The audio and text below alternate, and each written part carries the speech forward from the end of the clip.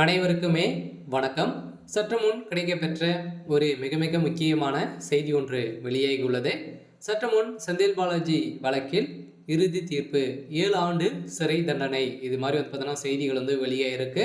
So அதனால் செந்தில் பாலாஜி அவர்கள் பார்த்தீங்கன்னா ஒரு மிகப்பெரிய பிரச்சனைகள் தான் சிக்கிட்டார் இல்லையா. ஏற்கனவே பார்த்தீங்கன்னா சட்டத்துக்கு விரோதமான பண பரிமாற்ற வழக்கில் தான் சிக்கி 1 வருட காலமாகவே பார்த்தீங்கன்னா புழல் சிறையில் இருந்திருந்தார். ஸோ இதை தொடர்ந்து மீண்டும் பார்த்தீங்கன்னா இவர் மிகப்பெரிய ஊழல் 40,000 கோடி ஊழல் செஞ்சிருக்காரு. மின்சாரத்துறையில் 40,000 கோடி ஊழல் ஸோ அதானி கிட்ட ஊழல் செஞ்சிருக்காரு, லஞ்சமாக பெற்றிருக்காரு அப்படின்ற மாதிரி பார்த்தீங்கன்னா இப்போ தொடரப்பட்ட வழக்கல் தான். சொதரடியாக செந்தில் பாலாஜி அவர்கள் வசமாக சிக்கியிருக்காரு. ஸோ அதனால் அவருக்கு 7 ஆண்டு சிறை தண்டனை விதிக்க கோரி இப்போ பார்த்தீங்கன்னா அமலாக்கத்துறை களத்தில் இறங்கியிருக்காங்க. ஸோ அதனால் 7 ஆண்டு மீண்டும் சிறைக்கு செல்லக்கூடிய செந்தில் பாலாஜி அவர்களுக்கு ஒரு மிகப்பெரிய அதிர்ச்சியாக தான் காத்துட்டு இருக்கு. ஸோ இதை பற்றி இந்த வீடியோவில் பார்க்கலாம். ஸோ அதுக்கு முன்னாடி நம்ம சேனலுக்கு இப்போ தான் நீங்கள் முதல் முறையாக வந்திருக்கீங்க அப்படின்னா மறக்காமல் நம்மளுடைய சேனலை சப்ஸ்கிரைப் பண்ணி சப்போர்ட் பண்ணுங்கள். ஸோ வாங்க வீடியோக்குள்ளே போகலாம். ஸோ செந்தில் பாலாஜியோடைய வழக்கில் பார்த்தீங்கன்னா ஏற்கனவே தீர்ப்பு வழங்கியிருந்தாங்க இல்லையா. ஸோ அவருக்கு பார்த்தீங்கன்னா நிபந்தனை அடிப்படையில் தான் ஜாமீன் கொடுத்துருந்தாங்க.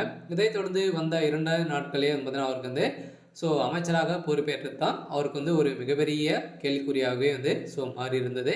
ஸோ இதை தொடர்ந்து ஏற்கனவே உச்சநீதிமன்றம் இவர் மீது கேள்விகள் சரமாரியாக எழுப்பியிருந்த சூழ்நிலையில் இந்த கேள்விக்கு எந்த ஒரு திமுகவுடைய அரசும் செந்தில் பாலாஜி தரப்பும் பார்த்தீங்கன்னா எந்த ஒரு பதிலும் அளிக்காத இருந்திருந்த நிலையில் இப்போ மீண்டும் எதிர்கட்சிகள் அனைவருமே பார்த்தீங்கன்னா அப்பப்போ குற்றச்சாட்டுகள் வைத்து வந்திருக்கக்கூடிய நிலையில் இப்போ திமுக கூட்டணி இருக்கக்கூடிய அன்புமணி ராமதாஸ் அவர் பார்த்தீங்கன்னா அதிரடியாக இப்போ களத்தில் இறங்கி இப்போ இந்த மின்சாரத்துறையில் இப்போ பார்த்தீங்கன்னா நிறைய கடன்களை தமிழக அரசுக்கு காட்டியிருக்கக்கூடிய நிலையில் தான் ஏற்கனவே 93% தான் இருந்தது. இப்போ பார்த்தீங்கன்னா 4,000க்கும் மேற்பட்ட பர்சன்டேஜ் இருந்திருக்கக்கூடிய நிலையில் தான் பார்த்தீங்கன்னா இப்போ அதிரடியாக 40,000 கோடிக்கு மேலே ஊழல் இதில் நடந்திருக்கு அப்படின்ற மாதிரி மீண்டும் செந்தில் பாலாஜியுடைய இடங்களில் ரைடுகள் நடத்தணும் அப்படின்ற மாதிரி தான் பார்த்தீங்கன்னா தொடரப்பட்ட வழக்கில் அதிரடியாக செந்தில் பாலாஜியுடைய வீட்டில் எக்கச்சக்கமான பணங்கள் மீண்டும் சிக்கிய சம்பவத்தினால அதிரடியாக இவருக்கு 7 ஆண்டு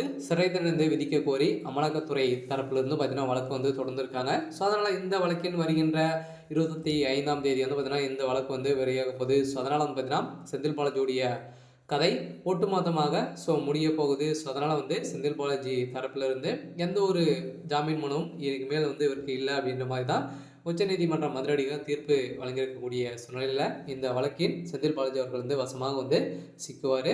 சரி, ஓகே.